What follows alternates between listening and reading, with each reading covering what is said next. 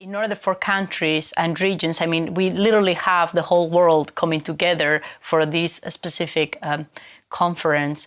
What are, like, in a nutshell, like kind of the major action points you think we need to see in the upcoming years in order for these countries and regions to really leverage the full potential of the circular economy? Yeah, so thinking about it in policy terms, we recently did a piece of work around common policy goals for a circular economy, and I think we're starting to see more of the policies around resource management. What will be really exciting is to see more policies that support the upstream innovation side. For example, to think of a few policies that the EU is currently looking at, Sustainable Products Initiative. That's a new area of policy that could potentially really change the incentives and the signals that are sent to the market about thinking through actually the principles of the circular economy in terms of what is put on the market. Mm-hmm. So that's on the policy side. I think we can see a lot more of that, a lot more of connecting the circular economy to a lot of different agendas. Another thing that I think we need to see is actually a lot of practical demonstrations seeing it in action. It can look and take many different forms, and it doesn't necessarily always carry a label, but everything from tool libraries that you might be aware of in your local city to when you go to a shop, you may start seeing more reuse functions to actually accessing products more as a service, potentially with a provider, where the maintenance of an item can be longer than, for example, if you own it yourself. So the practical side needs to continue and needs to grow, and that's something that is a key function, a key role for business to play. And then on the policy side, as I was saying, we need to see. It's great that the concept is being talked about. It's great that it's connected to certain areas, but actually to scale it, it needs to connect into other areas. We need to think about how we really make the economics work and what economic incentives are on the market, because we have had a linear economy for a very long time. So all of the incentives within our current economy are very in line with a linear economy, unsurprisingly, because that's what we currently have. So there's quite a bit to do to scale it.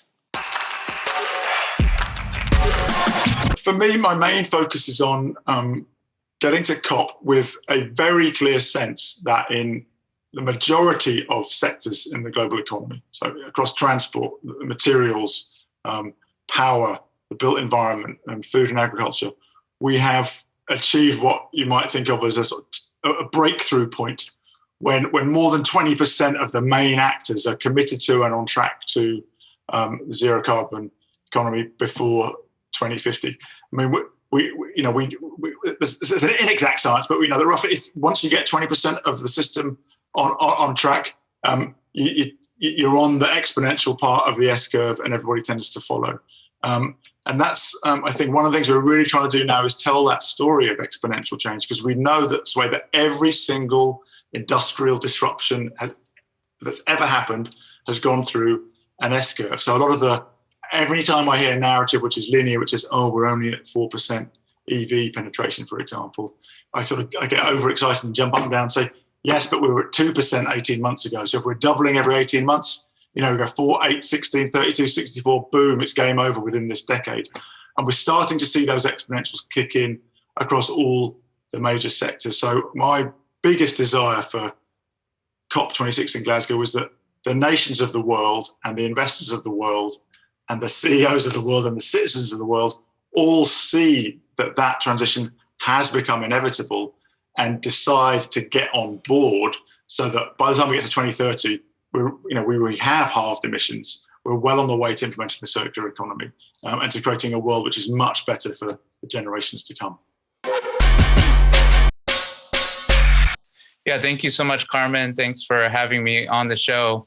This is the start of a pivotal event. And I think, put simply, What the United States expects is that the world is going to come together in Glasgow, and we're going to meet this moment. And it is, as I mentioned, it's a pivotal moment. It's a crucial moment where, as a world, we have to decide that we are going to take action in this decisive decade to tackle the climate crisis. And so what we're hoping to see, what we're hoping to leave Glasgow with, is a shared commitment that will put the world significantly more on track to keep within reach the goal of limiting warming to 1.5 degrees Celsius.